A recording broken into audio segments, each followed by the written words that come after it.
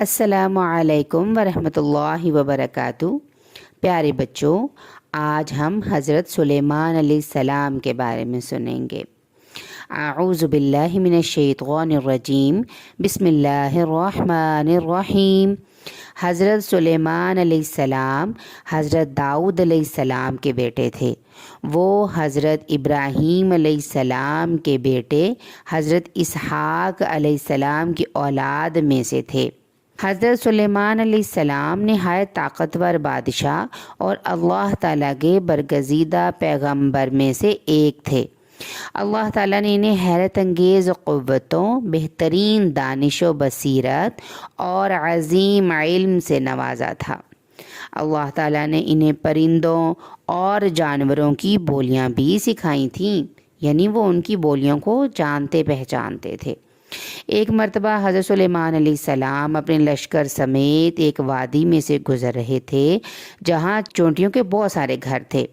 تو انہوں نے ایک چونٹی کی آواز سنی تو مسکرا دیے کہ ایک چونٹی دوسری چونٹی سے کہہ رہی تھی کہ اپنے اپنے بلوں میں گھس جاؤ، ایسا نہ ہو کہ حضرت سلیمان علیہ السلام نے اپنے لشکر سمیت یہاں سے گزریں اور ہمیں کچل ڈالیں، اور انہیں اس چیز کی خبر بھی نہ ہو کہ ہم کچھ لے گئے ہیں۔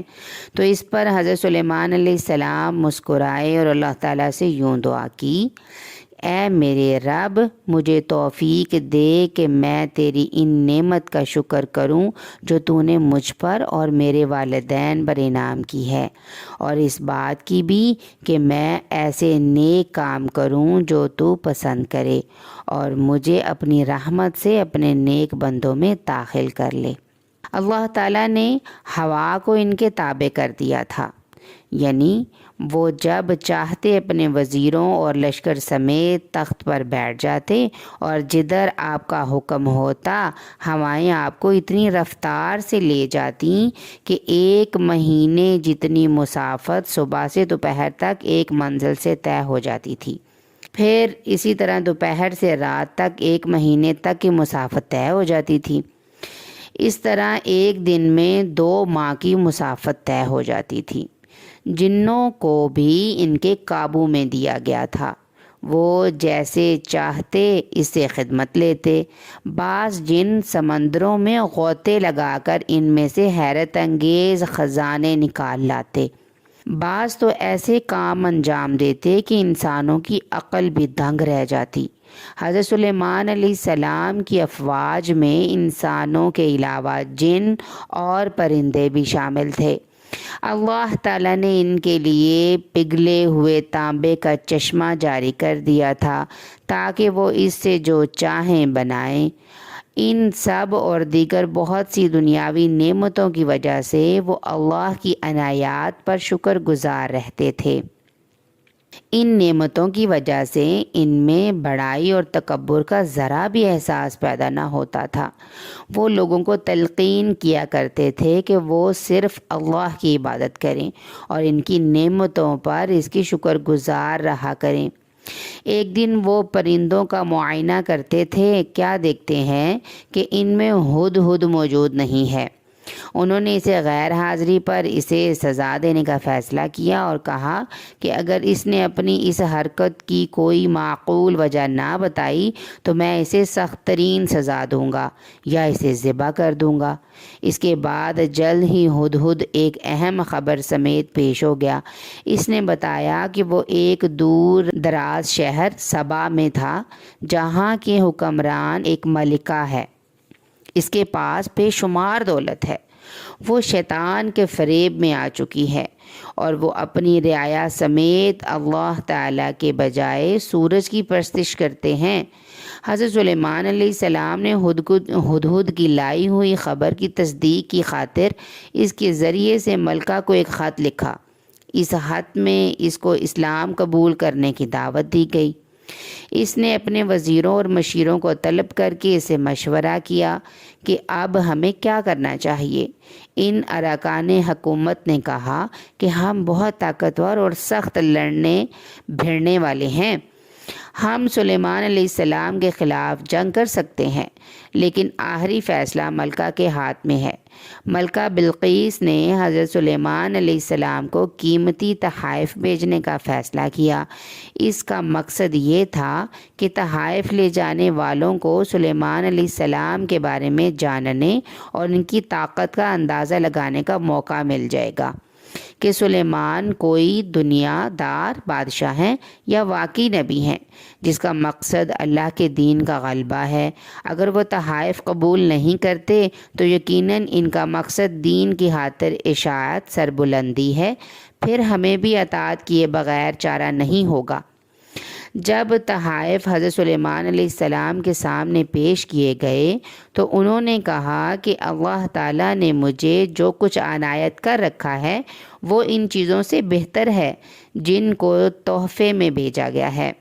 مجھے ان تحفوں کی ضرورت نہیں، لہٰذا تم ہی اپنے تحائف سے خوش رہو۔ انہوں نے تحائف واپس بھیج دیے اور پیغام دیا کہ اگر ملکہ نے غیر اللہ کی پرستش ترک نہ کی تو وہ حملہ کر کے ان کی سلطنت کو ملیا میٹ کر دیں گے اور ان کی رعایا کو اس سرزمین سے بے دخل کر دیں گے۔ جب اسے پیغام پہنچا تو اس نے خود حضرت سلیمان علیہ السلام سے ملاقات کرنے کا فیصلہ کیا اور اپنا ایک سفیر انہیں اپنی آمد کی اطلاع دینے کے لیے بھیج دیا۔ پھر حضرت سلیمان علیہ السلام نے اپنے درباریوں سے کہا کہ کیا تم میں سے کوئی ملکہ کے یہاں پہنچنے سے قبل اس کے تخت کو یہاں لا سکتا ہے؟ اس پر ایک قوی ہیکل جن نے کہا کہ میں آپ کو لا دیتا ہوں، اس سے پہلے کہ آپ اپنی جگہ سے اٹھیں۔ اس پر کتاب کا علم رکھنے والے ایک شخص نے عرض کی کہ آپ کے پلک جھپکنے سے پہلے ہی اسے آپ کے پاس پہنچا سکتا ہے۔ چنانچہ وہ تخت لے آیا۔ حالانکہ سلیمان علیہ السلام کی سلطنت فلسطین میں تھی اور ملکہ بلقیس بادشاہت یمن میں تھی۔ جب ملکہ بلقیس حضرت سلیمان علیہ السلام کے محل میں پہنچی تو اس کا شایان شان استقبال کیا گیا۔ اس کے تخت میں تھوڑی سی تبدیلی کر دی گئی تھی۔ مہمان کو سامنے بٹھا کر میزبان نے تخت کی طرف اشارہ کرتے ہوئے پوچھا، کیا تمہارا تخت بھی ایسا ہی ہے؟ اس نے بغور دیکھنے کے بعد کہا کہ ہاں، لگتا ہے جیسے یہ وہی ہو۔ اس جواب سے سلیمان علیہ السلام متاثر ہوئے بغیر نہ رہے کہ واقعی ملکہ نے بے حد ذہین ہے۔ جب سلیمان علیہ السلام نے اسے ایک بڑے محل کی طرف چلنے کی دعوت دی، یہ محل شیشے کا بنا ہوا تھا جس کا صحن اور فرش بھی شیشے کا تھا۔ اس کے نیچے پانی کی چھوٹی سی نہر بہہ رہی تھی جس میں مچھلیاں اور دوسرے آبی جانور رکھے گئے تھے۔ ملکہ نے اسے حوض خیال کیا اور اپنی پنڈلیاں کھول دیں تاکہ کپڑے بھیگ نہ جائیں۔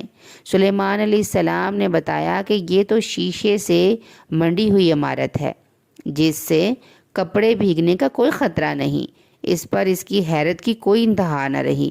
ملکہ بلقیس نے جو کچھ دیکھا اس سے وہ قائل ہو گئی کہ انسان کی آنکھ جو کچھ دیکھتی ہے وہ مکمل حقیقت نہیں ہوتی، پوری حقیقت وحی کے ذریعے سے ہی جانی جا سکتی ہے۔ اسے بھی یہ اندازہ ہو گیا تھا کہ سلیمان علیہ السلام نہ صرف بے حد طاقتور ہیں بلکہ اللہ کے پیغمبر بھی ہیں۔